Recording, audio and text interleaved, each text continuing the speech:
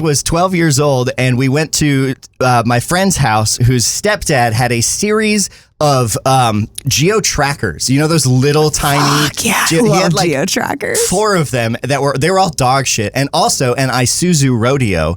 And foolishly allowed us, a group of 12-year-olds, like me and 3 of my friends, to drive them around his like big farm and in a field. And that was some of the most fun I have ever had.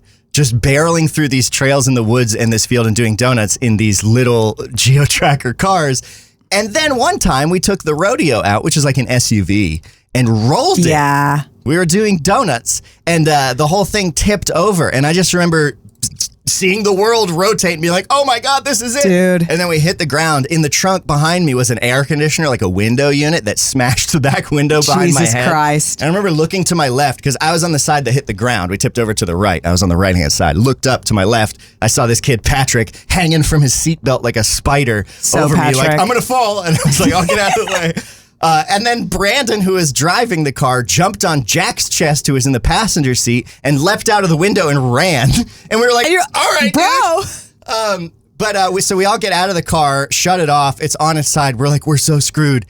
We go get the stepdad, who drives up, and he comes up mean mugging us in his truck, like looking out the window all angry.